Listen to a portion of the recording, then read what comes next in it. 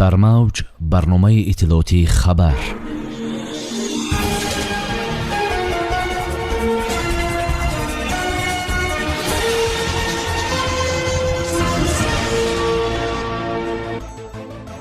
ҳушдори кумитаи ҳолатҳои фавқулодда аз сел дар суғду вилояти мухтори кӯҳистони Бадахшон ва ноҳияҳои тобеи марказ дар 4 рӯзи оянда.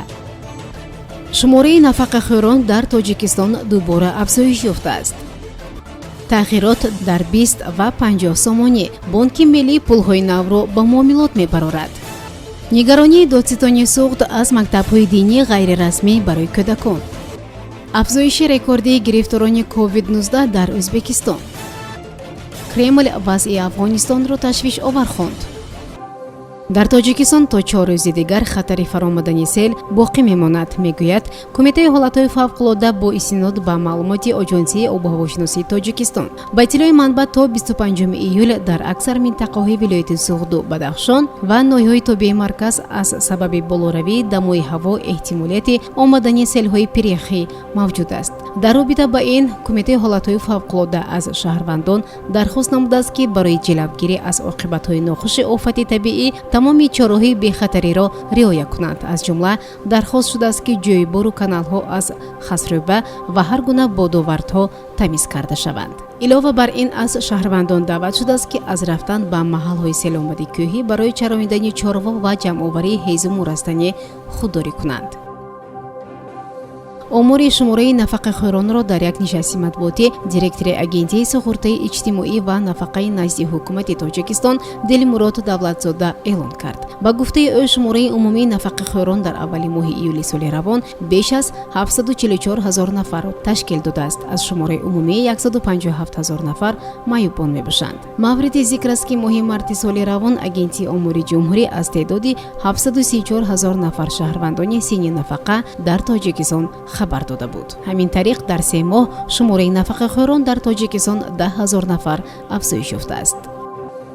дафтари матбуоти Бонки миллии Тоҷикистон хабар медиҳад, пулҳои коғазии навро бо арзишҳои номиналии 20 ва 50 сомонии намунаи соли 2021 ба муомилот мебарорад. гуфта шудааст ки ин иқдом бо мақсади таъмин кардани талаботи муомилоти пули нақди ҷумҳурӣ бо пулҳои коғазӣ ва баландбардоштани дараҷаи ҳимояи пули миллӣ сурат хоҳад гирифт. манбаъ қайд кардааст ки 20 ва 50 сомониҳои нави намунаи соли 2021 дар қатори пулҳои коғазӣ соҳаи қаблӣ гардиш хоҳад кард.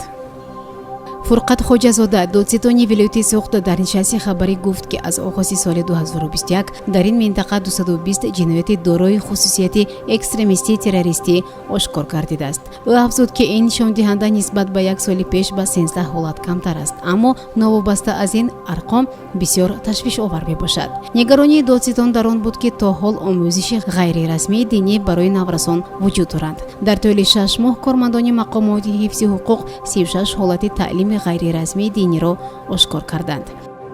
теъдоди сироятёфтагони COVID-19 дар ҷумҳурии Ӯзбекистон дар як рӯзи охир то 700 нафар афзуд. ин баландтарин нишондиҳанда дар соли 2021 аст ва чунин афзоиш рӯзи сеюм идома дорад. афзоиши дигари рекордӣ аз ҷиҳати сироятёбӣ аз вируси корона дар Ӯзбекистон сабт шуд. вазорати тандурустии ҷумҳурии Ӯзбекистон мегӯяд шумораи умумии гирифторони коронавирус дар ин кишвар ба 121 329 нафар расидааст. дар давоми рӯзи гузашта инчунин 4 ҳолати марг аз COVID-19 ба қайд гирифта шудааст ва шумораи умумии фавтидагон аз аввали пандемия то кунун ба 809 нафар расид.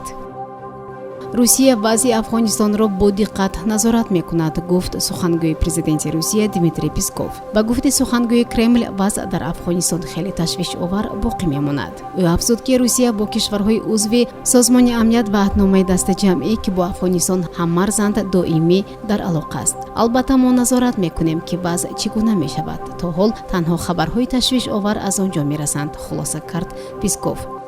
сомиёни азиз, ин буд барномаи иттилоотии хабар. то барномаи дигар тансияту некном бошед. хайр. барномаи иттилоотии хабар аз рӯйдодҳои Тоҷикистон, минтақа ва ҷаҳон огоҳ бош.